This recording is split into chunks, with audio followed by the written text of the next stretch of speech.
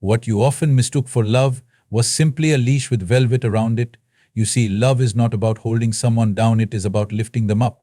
But most people are not looking to lift anyone. They are looking to own something, like a possession, like furniture, a person who stays where you place them, smiles when you expect, bends when you command, cracks only when you permit. This is not love. This is control dressed in the costume of care. From the outside, it looks beautiful: gifts, promises, attention. If you disagree with them, they say you're changing. If you grow, they feel threatened. If you choose something for yourself, suddenly you become selfish. They never loved you. They loved who you were when you were easy to control. You were lovable as long as you obeyed, as long as you shrunk, as long as you twisted yourself to fit into their narrow world. Real love doesn't ask for that. Real love doesn't clip your wings to feel secure. It watches you fly and celebrates it, even if your flight takes you far away. But the kind of love most people know is born out of fear, not joy. Out of insecurity, not wholeness. They want to cage you because your freedom makes them uncomfortable. It reminds them of their own bondage. You must ask yourself, did they love you, or did they love the version of you they could control? If the moment you assert yourself, their affection disappears, that wasn't love. That was a transaction, a bargain. You were not loved. You were used to fill their emptiness, to obey their design. You deserve something more sacred than that. Love that frees, love that sees, love that doesn't need to conquer you to feel complete. So walk away from chains that smile, step out of prisons with pretty curtains. And remember, they never loved you, they loved the control. Most people confuse attachment with love. What they call love is often just a need, a craving to hold on to someone so they don't feel empty inside. It is not about the other, it is always about themselves. You may think someone loves you deeply, but if you look closer, you will see that what they actually love is how you make them feel, how you complete a gap in them, how you behave according to their needs. The moment you step out of that role, their so-called love begins to fade. Attachment is about possession. It wants to own, to control, to secure the other person like property. And yet it hides behind beautiful words: I care for you, I can't live without you, you're mine. These may sound romantic, but look at the energy behind them. It is not freedom. It is fear. Fear of losing, fear of being alone, fear of not being enough. When fear drives connection, what is born is not love, it is bondage. Love, in its purest form, is not possessive. It does not cling, it does not bind. It flows like a river, nourishing everything in its path, but never demanding that the tree must lean a certain way. But attachment always demands. It wants to shape the other person. Why are you talking to them? Why didn't you call me? Why are you wearing that? These are not questions of love. These are the signs of someone trying to control a situation they're afraid to lose. If someone truly loves you, they will let you grow, even if that growth takes you beyond their comfort. They will not shrink you to fit their needs. But attachment doesn't allow that. It thrives on repetition, familiarity, obedience. And so many live in relationships where they are not loved for who they are, but for how well they obey the silent rules written by someone else's fear. The tragedy is, most people don't even realize they are trapped. They are so hungry to be loved that even attachment feels like a blessing.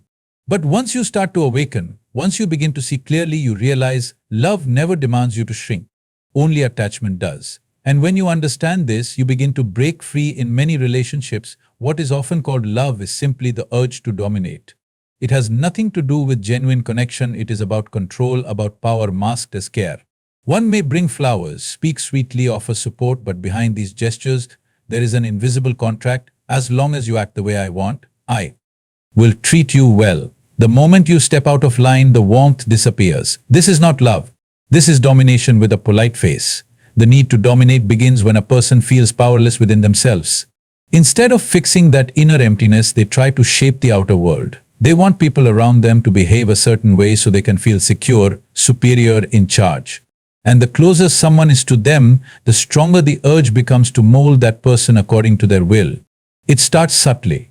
A small comment about your behavior, a disapproving look when you speak your truth, an expectation that you will always agree, always follow, always be available. Bit by bit, your spirit is caged not with violence but with quiet pressure. You're not shouted at, but you're made to feel guilty. Not locked up, but emotionally blackmailed. And still, they say they love you. But if love demands that you lose your voice, it is not love, it is domination. True love is not afraid of your freedom. It does not seek to control your choices. In fact, it celebrates your uniqueness, your growth, your independence. But domination cannot survive if you grow. It needs you to stay small, dependent, obedient. Many people remain in such relationships, confusing fear with respect and control with affection. They think they just want the best for me. But look again, do they really want the best for you, or do they want you to remain best for them?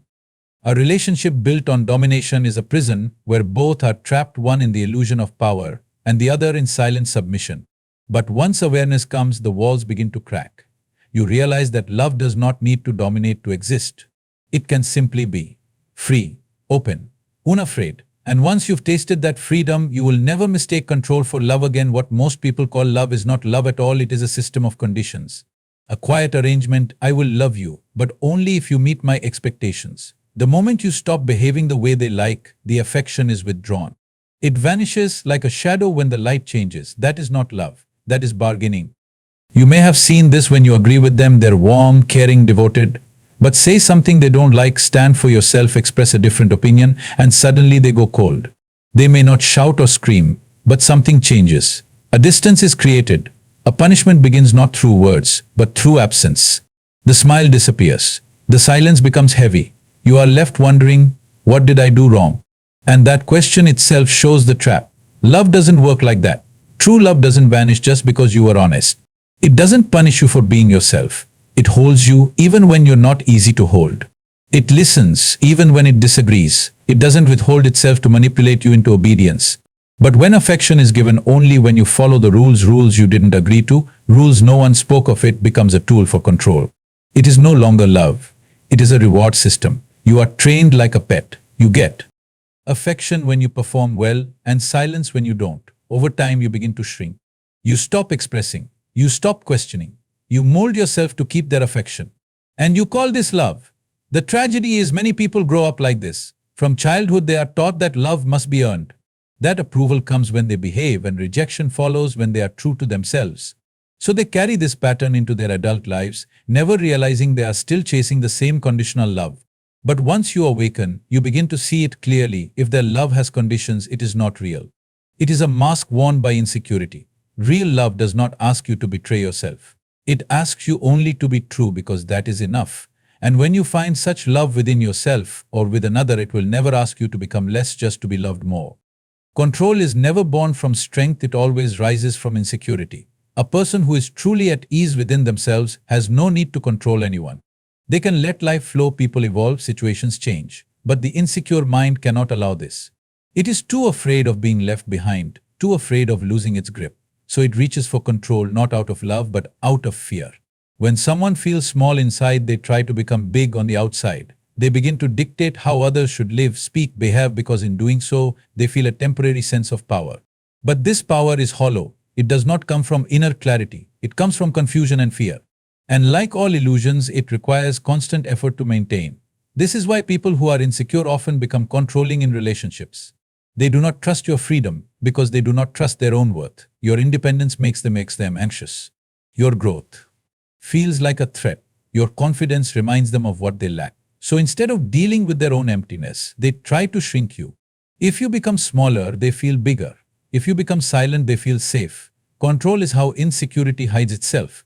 It pretends to care, I'm just worried about you. It pretends to protect, I only want the best for you. But behind those words is the fear of not being enough, the fear of being abandoned, the fear of being unseen. And so they hold tighter, not because they love more, but because they trust less.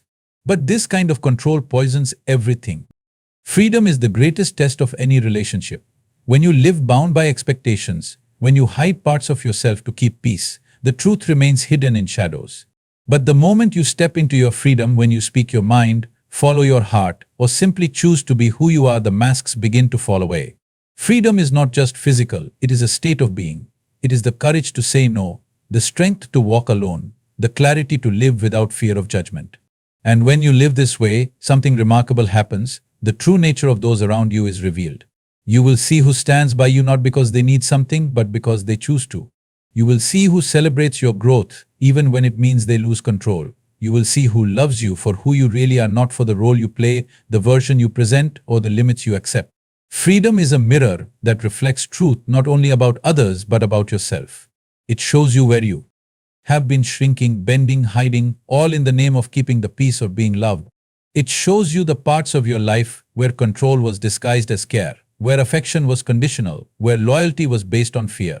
But this revelation can be uncomfortable. Freedom often breaks the fragile illusions we have held on to. It may cause loss, pain, even loneliness. Yet, this pain is the pain of awakening. It is the price of truth. Because only when the false dissolves can the real begin. True love does not fear freedom. It does not try to cage or limit. It welcomes your light even if it blinds. It embraces your wildness even if it unsettles. And if someone cannot hold your freedom, it is not because you are wrong, it is because they never truly loved your essence. So embrace your freedom not as rebellion, but as a gift. It is the path that reveals who truly loves you and who only loved their control. And in that revelation lies your liberation. Real love is a force of liberation. It does not bind, it does not confine, it frees. It does not demand that you give up your identity, your dreams, or your voice. Instead, it nurtures your growth and expands your being. It is not a cage, it is a vast open sky under which you can soar. Many mistake love for possession, believing that to love someone means to hold them tightly, to keep them close, to shape them to one's liking. But true love is not about ownership. It does not shrink the other person to fit a pattern.